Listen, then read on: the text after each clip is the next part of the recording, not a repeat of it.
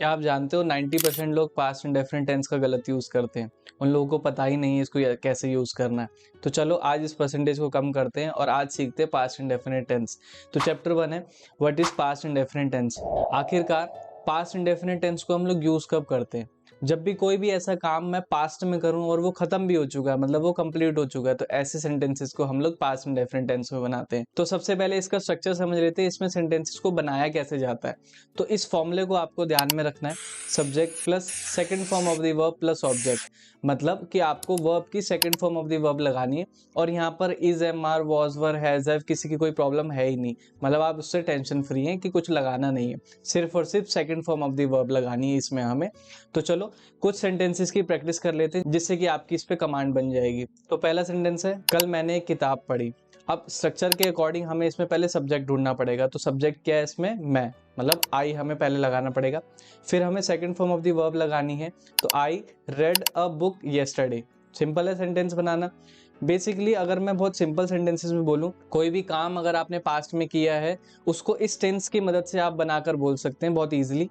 तो चलो दूसरा एग्जाम्पल लेते हैं अब हम। उसने कल मूवी देखी। अब उसने का मतलब है यहाँ पर ही, एक लड़के की बात कर रहा हूं मैं, he watched a movie yesterday. Simple था, बस थोड़ा सा कमांड हमें second form of the verb पे बनानी है, बाकी सब तो इजी है बनाना। अब इसी सेंटेंसेस को अगर मैं नेगेटिव में चेंज करूं तो सेंटेंस बनाने के स्ट्रक्चर में चेंज आएगा और तो फॉर्मूला बन जाएगा subject plus did not plus first form of the verb plus object. अब यहाँ पर first form of the verb क्यों आया? क्योंकि यहाँ पर हमने डू का सेकंड फॉर्म मतलब डिड ऑलरेडी यूज कर लिया, इसलिए अब वर्ब की हमें first form of the verb यहाँ पर यूज करना है। मैं अपने दोस्त से नहीं मिला। तो फॉर्मूले के अकॉर्डिंग सेंटेंस कैसे बनेगा? I did not meet my friend. बिल्कुल सिंपल था। दूसरा एग्जाम्पल लेते हैं इसमें, मैंने अभी तक खाना नहीं खाया। आई did not eat food yet. Simple था।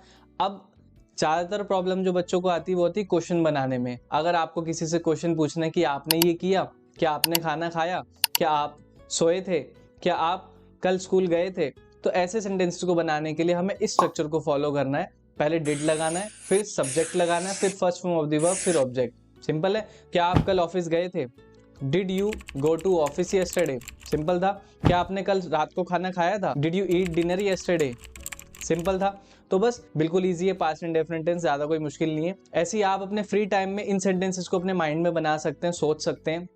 बेसिकली कोई फॉर्मूला याद करने की जरूरत नहीं है, बस आपको एक फ्री स्टेट माइंड चाहिए जिससे कि आप बैठकर अपने सेंटेंसेस को दिमाग में सोच सकें और बेसिकली हिंदी से इंग्लिश ट्रांसलेशन ना करें, सीधा डायरेक्टली ही इंग्लिश में सेंटेंसेस बनाएं। तो इससे क्या है, हमारा एक तो सोचने का टाइम कम लगेगा जिससे कि फ्लुएंसी इंक्रीज होगी हमारी। तो चलो अगली वीडियो में मिलते हैं हम पास्ट कंटिन्यूअस टेंस के साथ।